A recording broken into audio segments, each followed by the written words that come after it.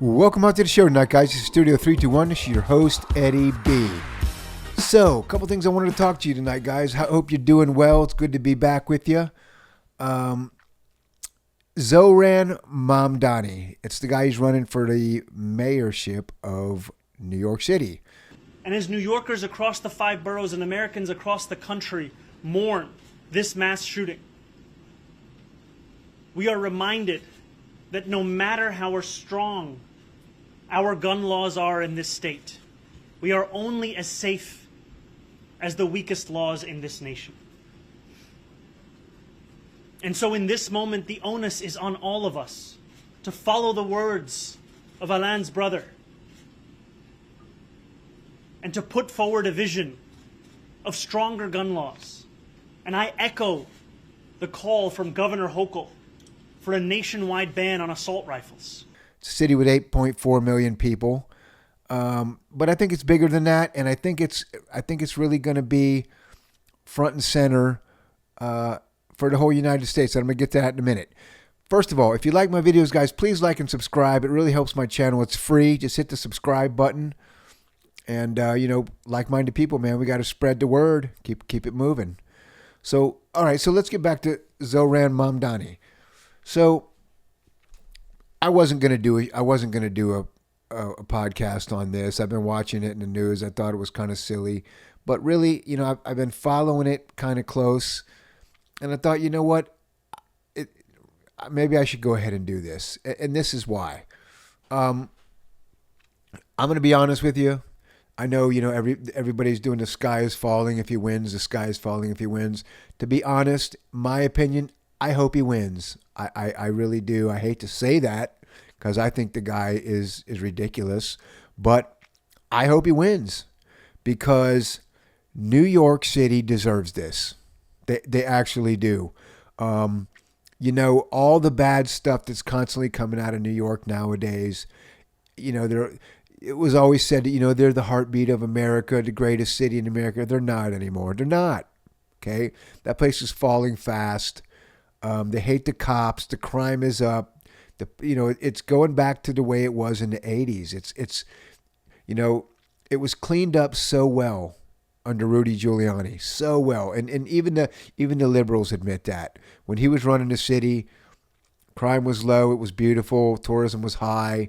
Everything was good. Obviously there was little things here and there, but everything for the most part was good. Then the liberals took it back over and it's gone to complete hell, right? And it always seems to me like the voters there are always flirting with the edge. In other words, for the last 20 years or so, they've had this like romantic long distance relationship with socialism.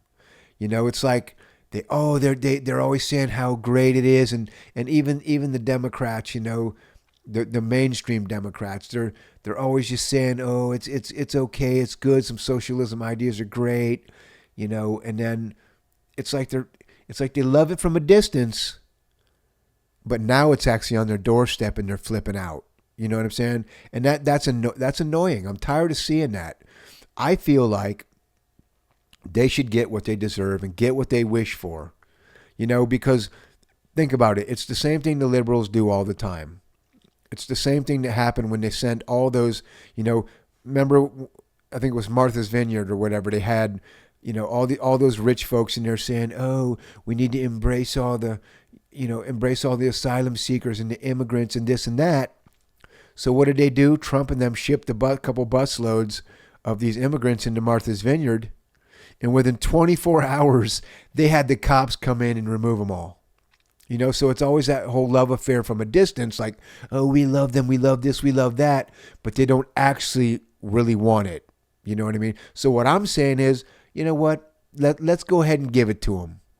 I'm serious. And look, being a city that is constantly, in the forefront of the news and the newspapers and everything and on the internet, New York City will be the perfect example of what happens when you go full-blown socialism. I don't even know if the guy's a socialist. Honestly, a lot of the stuff is communist. You know what I mean? But let's just call him a socialist for now. because he's trying to backtrack. He's trying to cover his tracks now because a lot of stuff he knows ain't going to get him elected. Okay, so now he's trying to act like he wouldn't do this. He's saying now that he wouldn't defund the police when, 2 years ago he was saying the police were horrible. He wanted to replace them with social workers or whatever. You know what I mean? But again, that's a perfect example. We just had a mass shooting in New York. Who are you going to send in to stop the guy with the AR-15? Social workers? I don't think so. Doesn't work that way, right? So it's a bunch of nonsense that these guys come up with, but they're always flirting with it like it's some great thing, you know what I mean? And the truth is, I believe the reason they're always flirting with it and having like these romantic affairs with the idea of socialism is because we've actually never watched it fail before our eyes. You know what I mean?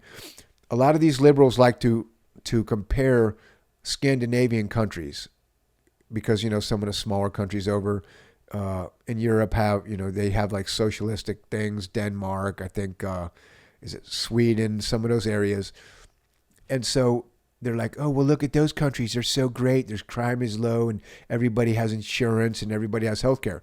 Well, again, I said this in a previous podcast. You're comparing countries with 5 million people, okay, to our country that has 350 million people, okay? The sheer size of the population is what creates the problem when you talk about health care for everyone, things like that. It just becomes a huge bloated mess. It's very easy to have those type of programs when you only have, 5 to 10 million people.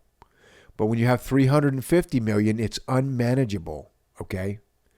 But that's a little bit of a side topic. But anyways, going back to the regular topic, so Mamdani, he's talking all this stuff now. He's trying to be Mr. Smooth. And look, the guy is smooth, man. I listened to him. He's a smooth character. He's got that Obama-esque type of personality. But he's a phony just like Obama was too. And if he wins, I want him to enact all the stuff that he said he was going to enact. Okay? Because then it will completely destroy New York. They're already saying the cops out there are teeter-tottering on quitting and leaving anyways, and he's just going to be another enemy of the police. And after he gets power, they're going to all be leaving. You know what I mean? So you're going to have the New York Police Department's going to be in a mess, and the crime's going to go up even further. But again, you get what you wish for at this point. I'm tired of them hiding behind all this stuff. They say it's so great. Let's get socialism. Let's try socialism. And then it never works. They never win. And then they go, oh man, look what we could have. We didn't win, but look what we could have got if it did win. And then it just goes further and further like they're missing out. So let's give it to them.